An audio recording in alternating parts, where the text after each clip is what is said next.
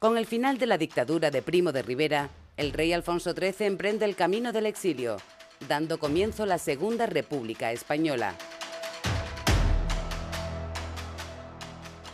Con la República llega un tiempo de anhelos e ilusiones para los más desfavorecidos y de incertidumbre y temor para la burguesía y la nobleza.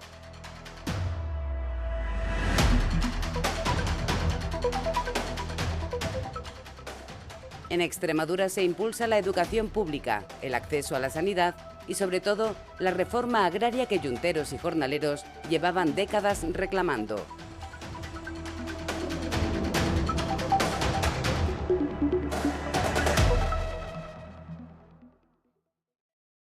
En el ocaso de los felices años 20, la dictadura de Primo de Rivera llega a su fin.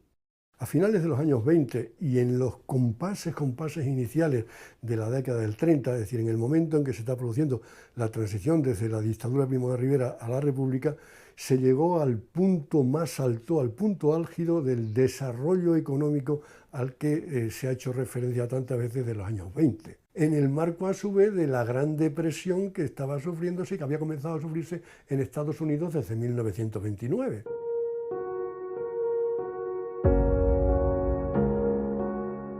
El principal proyecto político de Primo de Rivera era proclamar una nueva constitución, inspirada en la ideología fascista italiana, pero no consiguió los apoyos necesarios. Siendo consciente de esa situación, pues ya como una medida extrema, él pide a sus compañeros, los militares, un apoyo expreso por escrito, y la mayor parte de ellos pues no se lo va a dar. Y la puntilla al régimen pues está en retirar el apoyo del rey. Despojado de toda autoridad y enfermo, el dictador emprende el camino del exilio en el año 1930. En ese año, en Extremadura está tomando forma uno de los principales proyectos de la dictadura en la región, el Real Patronato de las Urdes, que pretendía combatir la grave situación social y sanitaria de los urdanos. Un proyecto que se había iniciado 8 años antes con el viaje de Alfonso XIII a las Urdes. Y en marzo de 1930 repite el viaje dentro del marco de esa necesidad que tenía la monarquía de hacer ver que se estaba preocupando por los problemas de los españoles en general y por la zona con mayores dificultades en particular.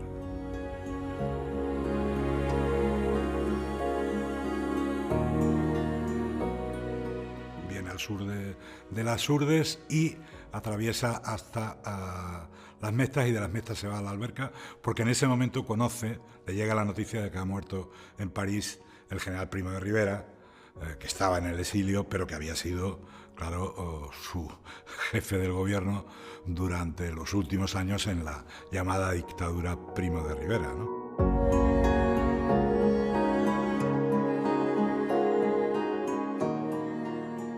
Alfonso XIII, en un intento de salvar a la monarquía, pretende restituir la Constitución de 1876 que él mismo había derogado con el apoyo de los militares.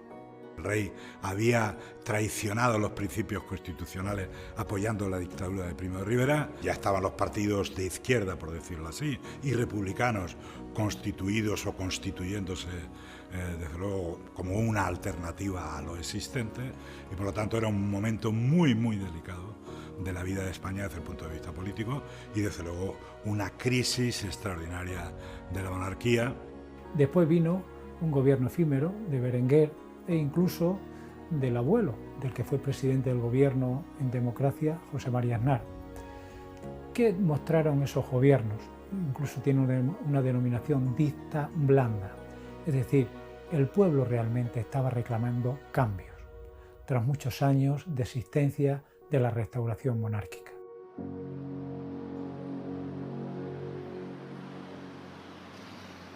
En un intento de salvar a la monarquía, se convocan elecciones municipales, restableciendo las garantías constitucionales de 1876. Los partidos políticos se organizan en 2 bloques enfrentados, una coalición monárquica y una conjunción de republicanos y socialistas. Manuel Azaña dirigía ese sector del republicanismo burgués de izquierdas, mientras que el Partido Socialista era otro pilar de la coalición republicana socialista, pero no eran lo mismo, ni mucho menos. Aunque las candidaturas monárquicas ganaron en buena parte de las zonas rurales. La Extremadura rural tuvo un altísimo porcentaje de candidaturas monárquicas que ganaron las elecciones municipales. Pero en las grandes capitales el resultado fue o bien muy favorable para las candidaturas republicanas, cosa que no se esperaba, en Madrid, en Barcelona, en las provincias del norte, en el Mediterráneo, ciudades significativas, Cáceres, Badajoz. Es decir, la victoria o un resultado mucho mayor del esperado hizo también en la región comprender que algo estaba cambiando o algo iba a cambiar.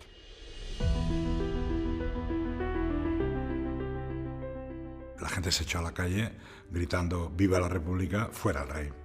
Y naturalmente el rey no tuvo más remedio que salir de nuestro país el mismo día que se proclamaba, la noche en que se proclamaba la República. Al día siguiente, la bandera nacional se tiñe con el color morado, tradicionalmente relacionado con los liberales del siglo XIX. Pero lo que dará legitimidad a la República será la redacción de una nueva Constitución, cuya función era sustituir a la de 1876. Por primera vez se establecía en España la división entre Iglesia y Estado, la división territorial de España fundamentada en estatutos de autonomía. También, pues, un paso importante fue el que las mujeres pudieran votar, y otro también que permitiera la posibilidad del divorcio de 1932, es decir, que era una Constitución avanzada.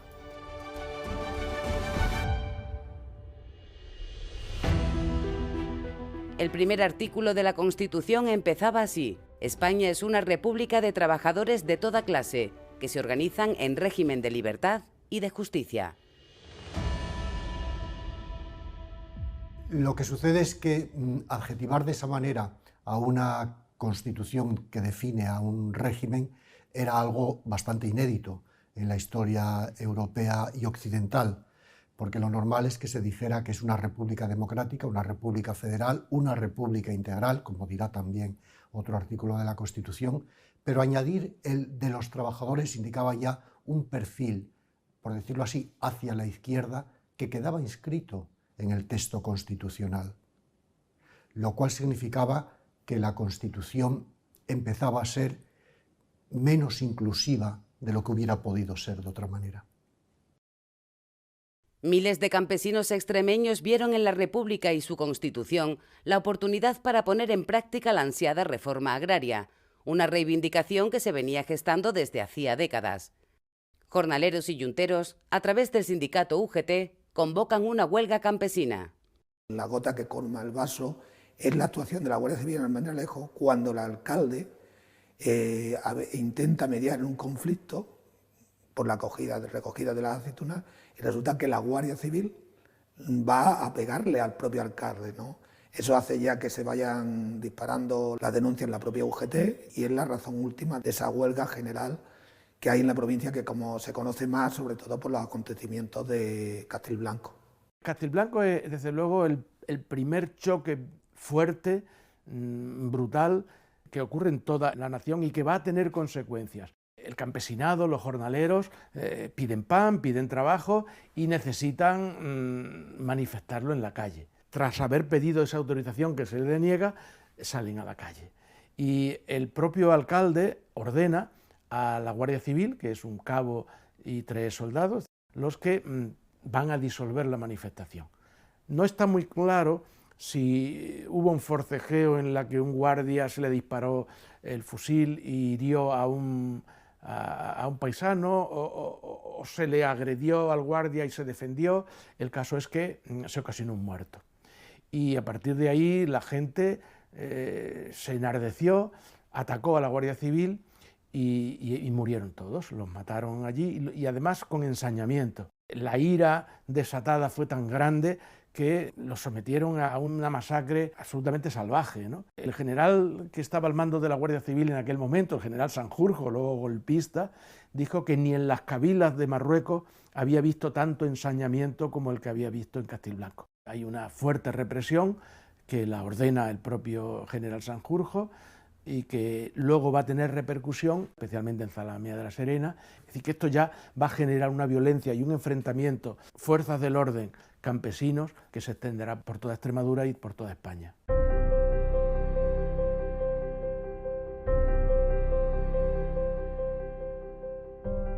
En 1932, el gobierno de Manuel Azaña afronta la reforma agraria con el objetivo de resolver la situación de los casi 2 millones de jornaleros.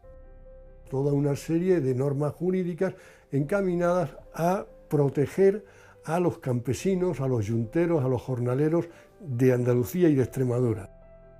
Resumida, la reforma consistía en la expropiación de grandes fincas, de las que se segregaban pequeños lotes de tierra para los campesinos, así como un conjunto de normas que establecían la relación laboral entre jornaleros y patronos, desde la protección social hasta la jornada laboral de 8 horas. Esta ley fue uno de los principales motivos de enfrentamiento entre los partidos de izquierda y los partidos conservadores. Es curioso comprobar cómo lo trata los distintos periódicos de la época.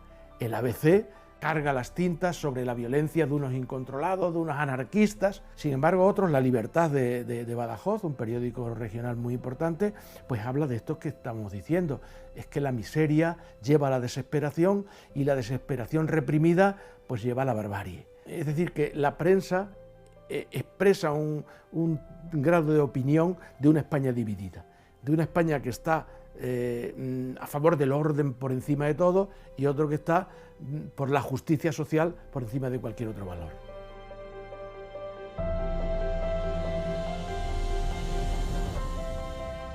En ese momento, la Iglesia Católica extremeña, a través de la Editorial Católica, lanza el periódico Hoy con una clara línea editorial conservadora.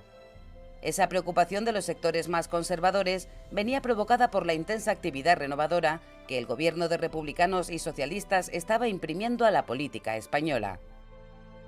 En ese primer bienio se llevaron a cabo iniciativas que trataban de sacar a España del atraso. Cuestión distinta es realmente si el país estaba preparado para digerir esa serie de reformas. Todas estas reformas generan rechazo entre el estamento militar más radicalizado que impulsa un golpe de Estado contra la República.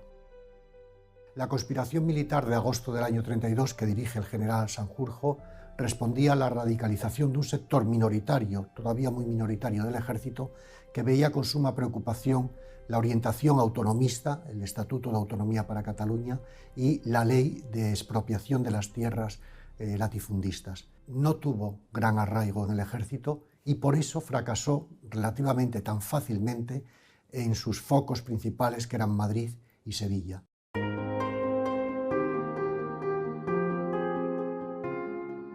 La educación también fue un capítulo decisivo en la política del gobierno. Para reducir la tasa de analfabetismo, se construyen más de 5.000 colegios por toda España. Además, por primera vez en la historia, las niñas recibirán la misma educación que los niños. La dictadura de Primo de Rivera hizo mucho en educación, hizo mucho sobre todo en construcciones escolares, eso hay que reconocérselo.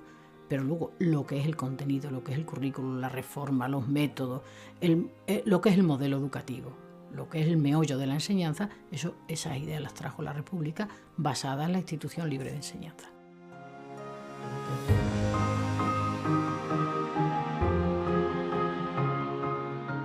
Como 3 años de buena educación, 2 años, bueno, pues pueden cambiar la vida de un alumno.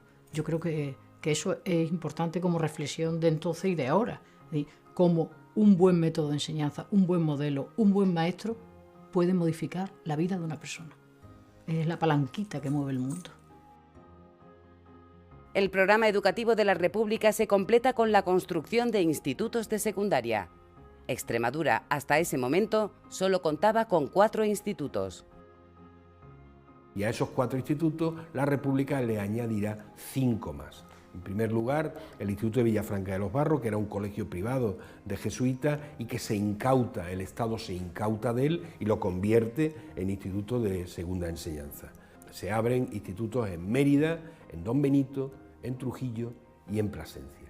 Por tanto, durante la Segunda República había 9 institutos abiertos en la región.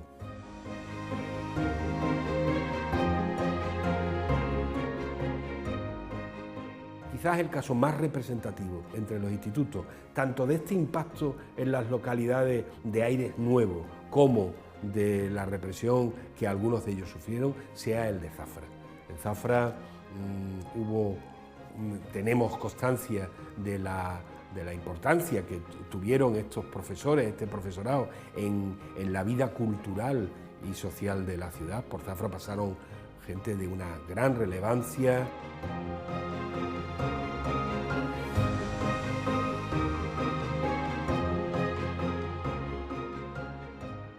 Para la difusión de la cultura se pusieron en marcha las misiones pedagógicas, un servicio itinerante que llevaba a los pueblos de España teatro, cine, exposiciones y bibliotecas.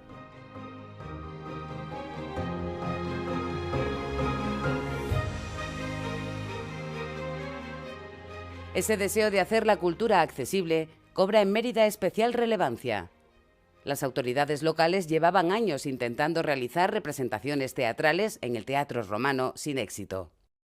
De alguna manera el proyecto lo retoma la República como un proyecto cultural propio y digamos que se implica, de hecho financia ese proyecto que para la época tiene mucho dinero como un elemento de cultura, como un elemento de exposición de la cultura republicana.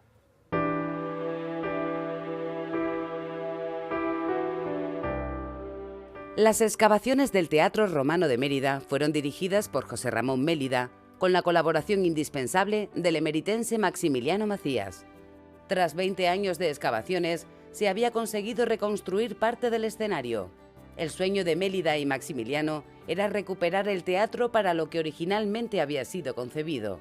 Mélida, en una entrevista que le hacen en un periódico, él dice que su idea es llegar, si se puede, a reconstruir un día el frente escénico y hacer incluso representaciones como se hacen en el Teatro de Orange. Es decir, desde el comienzo ellos tienen muy claro que este no solamente es un proyecto arqueológico, sino que es un proyecto para toda la sociedad. Ponen a Mérida en el centro de la arqueología nacional, pero también la dan a conocer a nivel internacional en toda su verdadera dimensión.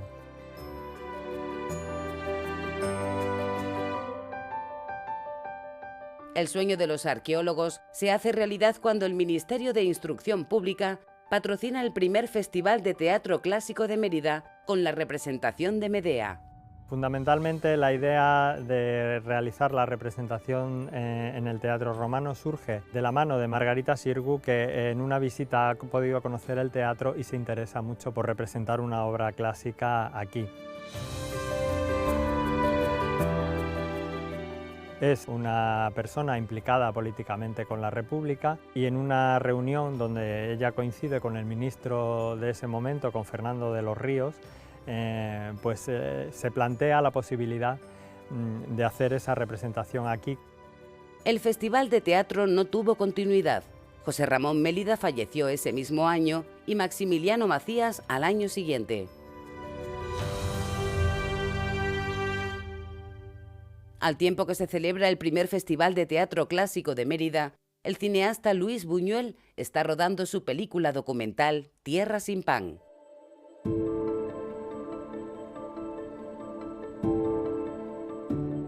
El estudio de geografía humana de las Urdes seguía presentando a la comarca como un lugar muy atrasado, a pesar de los proyectos que el Real Patronato venía realizando desde 1923. El estudio cayó en las manos del cineasta Luis Buñuel. Impresionado por la situación urdana, decide realizar una película documental. El estreno generó gran polémica entre los políticos e intelectuales de la época. Asistió Gregorio Marañón, salió alarmado, dijo, ¿pero qué documental es este? Eso no es la realidad de las Urdes. Incluso intercedió para que el gobierno suspendiera su emisión, fue suspendido. Incluso se dio la circunstancia que en 1937, en plena guerra civil, pues fue también presentado en Francia y también la autoridad francesa vieron con tal realismo la situación de las Urdes que decidieron también retirarlo de su exposición. Trois fillettes mangent un morceau de pain trempé dans l'eau. Le pain, jusqu'à ces derniers temps, était presque inconnu aux Urdes. Celui-ci a été donné aux fillettes par le maître d'école. Buñuel pretende colocar una especie de espejo frente a la realidad de las Urdes, que la propaganda había hecho que las Urdes se habían reformado, etc. Pero él pretende demostrar que todo aquello no estaba fructificando, y hace un documental absolutamente demoledor, con imágenes, eso es, de pobreza, de miseria, de dificultades en las urdes. Es un documental denuncia, en definitiva.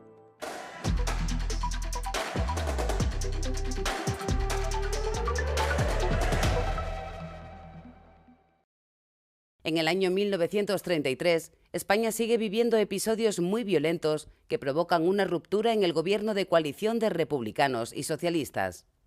Porque un sector de aquella alianza tiene una honda preocupación respecto básicamente a dos líneas políticas del gobierno: los distintos pasos y artículos de la Constitución que van a ser no solo ya laicos o seculares, sino en algún caso claramente anticlericales, y también por las políticas sociales.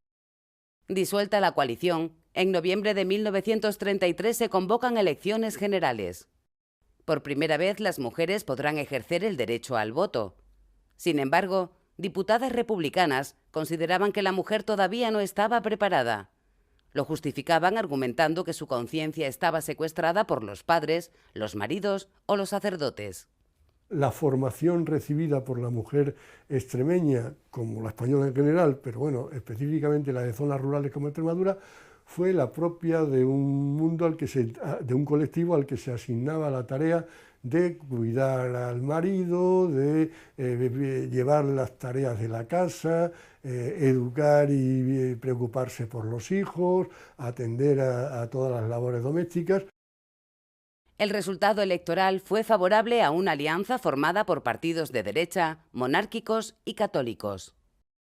¿El que votara la mujer influyó para ese cambio?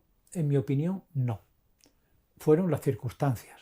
Verdaderamente tantas reformas y sobre todo la incapacidad del pueblo para digerirlas originaron una situación de cierto rechazo a lo que eran las organizaciones republicanas, y tal vez por ahí se explique esa tendencia al voto conservador. El nuevo gobierno paraliza todas las reformas llevadas a cabo en el primer bienio republicano-socialista. Prácticamente las reformas que se habían llevado a cabo en el bienio anterior fueron paralizadas. Y no es que fueran paralizadas, sino que no hicieron uso de ellas. Llevaron a cabo otras reformas que de alguna forma lo que originaron en el trasfondo fue pues un malestar de la población enormemente significativo.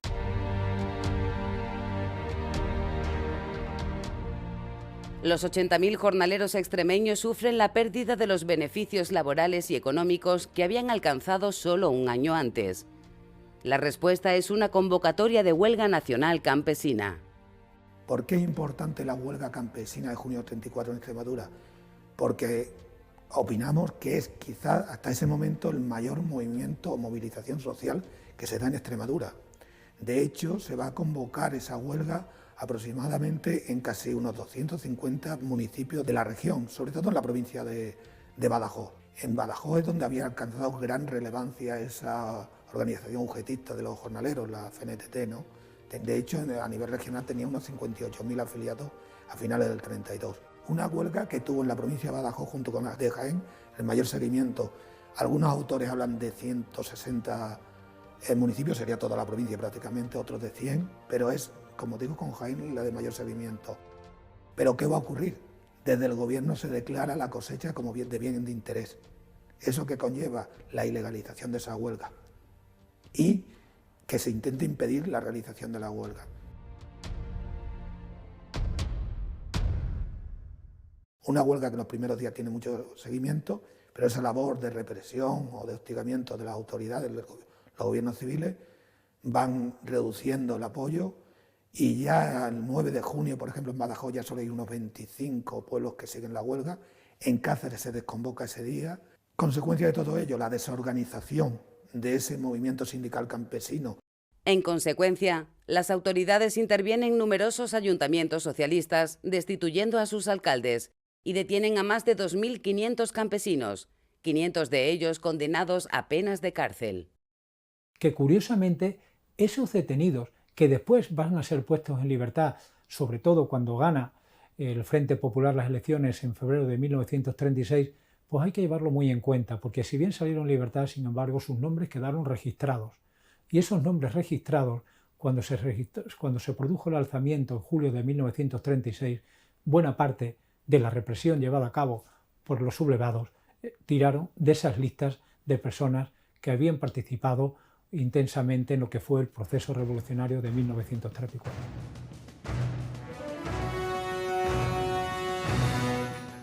A nivel nacional, la respuesta de los partidos de izquierda a la política del gobierno se focaliza en la Revolución de Octubre de 1934. Esto se convierte en algunas zonas de España, particularmente en Asturias, en una insurrección revolucionaria.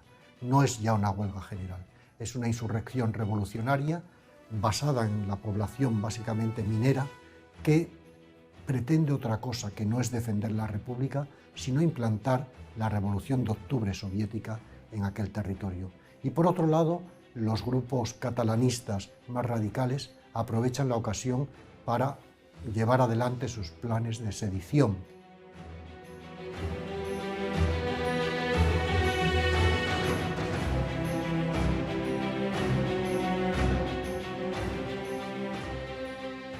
El responsable de sofocar las revueltas en Asturias y Cataluña es el extremeño Diego Hidalgo Durán, ministro de la Guerra durante el convulso año de 1934. Hidalgo nombra al general Franco responsable de las operaciones militares, cuyo objetivo es detener a una columna de más de 3.000 mineros asturianos, así como suspender el Estatuto de Autonomía de Cataluña. Franco ordena el traslado a la península de legionarios irregulares del Ejército de África. El enfrentamiento en Asturias, que dejó más de 2.000 muertos, abrió una brecha en el gobierno de coalición entre republicanos y derecha católica.